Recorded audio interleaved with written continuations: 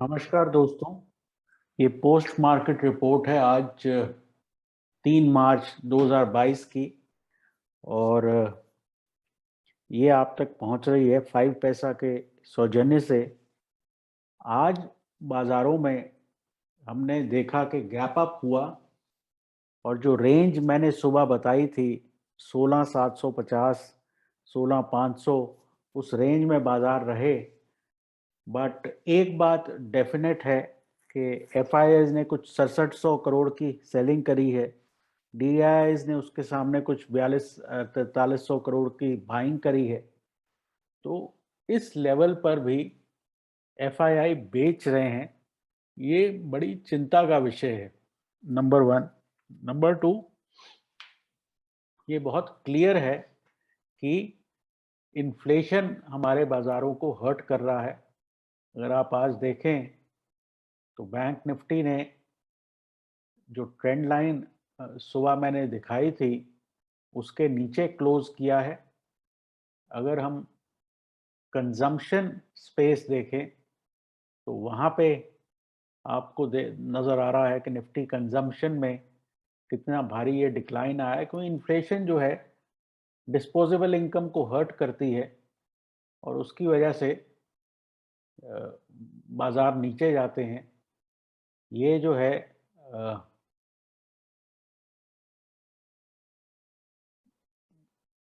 Financial sector है, Nifty finance. और अगर हम देखें आज ऑटो में भी काफ़ी बड़ा डिक्लाइन आया है। अगेन सुबह मैंने वो कहा था कि ये ऐसे सेक्टर हैं जिसे इन्फ्लेशन हर्ट करती है। जो मामूली गेनर थे उसमें से सीएनएक्स आईटी था, क्योंकि रुपया थोड़ा मजबूत हो रहा है।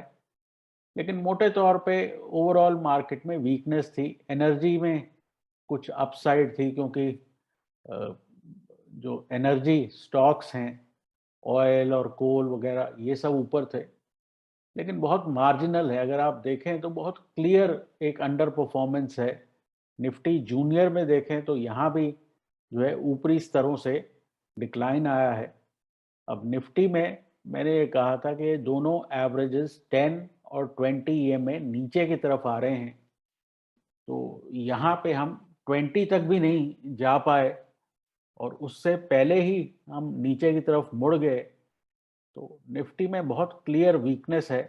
सिमिलरली बैंक निफ्टी में भी हमने ट्रेंड लाइन भी तोड़ी और यहाँ भी हम 10 ईएमए तक भी नहीं जा पाए हैं। तो ये साइन ऑफ वीकनेस है। अगर इस वक्त हम S&P 500 की तरफ देखें तो ये भी ऊपरी स्तरों से नीचे आ रहा है। 5 मिनट के चार्ट पे देखें तो यहाँ भी एक गैप अप था और ये कॉन्स्टेंटली वहाँ से सेल ऑफ आ रहा है। अब रूस और यूक्रेन में बातचीत तो हो रही है, लेकिन बाजारों का हाल देख के ऐसा लगता नहीं है कि बहुत ज़्यादा पॉजिटिविटी है उस बातचीत में। क्योंकि क्लियरली जिस तरह से ब्रेंट क्रूड जा रहा है, आज सुबह ब्रेंट क्रूड जो है वो $119 तक पहुंच गया था। उसके बाद उसमें कुछ करेक्शन आई है, लेकिन अभी भी $113 के आसपास है। ये बहुत क्लियर एक अप ट्रेंड है और यहाँ पे मेरे हिसाब से थोड़ा बहुत यहाँ पे पॉज करेगा ये 110 105 से 115 के बीच में।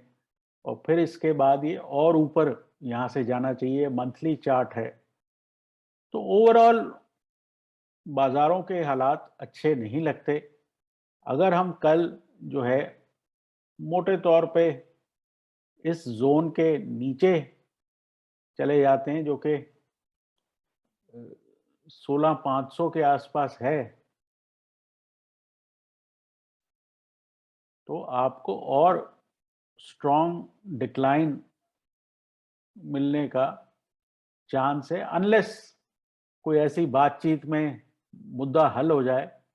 लेकिन अब तक जिस तरह की गोलाबारी चल रही है, जिस तरह का स्टेटमेंट्स हैं, जितना सस्पिशन है, ऐसा लगता नहीं है कि बहुत कामयाब बातचीत होगी। रूस पे प्रेशर बहुत है, उनकी इकोनॉमी नीचे जा रही है, रूबल कोलैप्स हो रहा है, लेकिन उनके क्या इरादे हैं वो ऐसा इसमें क्लैरिटी नहीं है।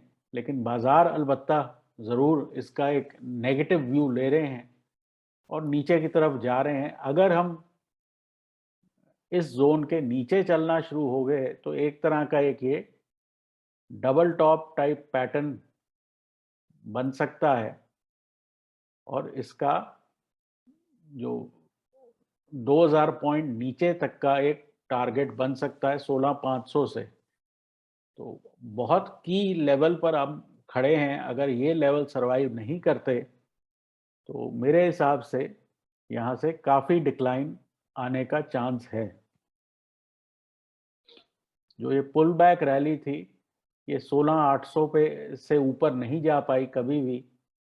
तो ये अकॉर्डिंग टू प्लान ये चल रहा है और मेरे हिसाब से काफ़ी इसमें अब डाउन साइड ओपन हो रही है। अब वो क्यों हो रही है, इन्फ्लेशन की वजह से हो रही है या लोग ये सोच रहे हैं कि प्रोलॉन्ग्ड वॉर है, ये समय बताएगा। लेकिन अगर अभी आप वीकली चार्ट देखें, एक दिन रह गया है, तो इस वीक का जो ओवरऑल आपको बार बन रही है काफ़ी एक नेगेटिव बार है। लगे हाथ SGX निफ्टी भी देख लेते हैं। तो SGX निफ्टी अगर अभी आप देखें तो ये जो है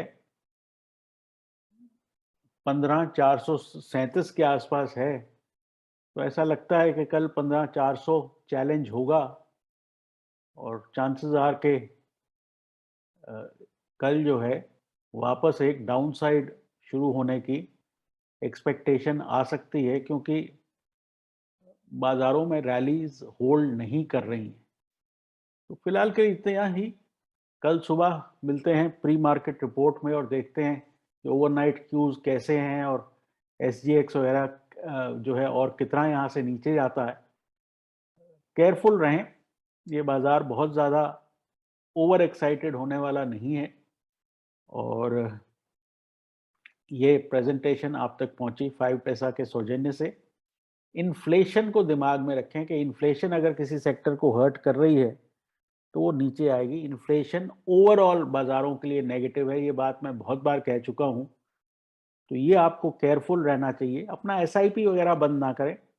लेकिन जब भी आप बाजार में कोई काम कर रहे हों, ये ध्यान रखें कि इन्फ्लेशन बाजारों को हर्ट करेगा और इन्फ्लेशन सिस्टम से इतनी जल्दी जाती नहीं है। तो फिलहाल के लिए इतना ही। Take care and good night.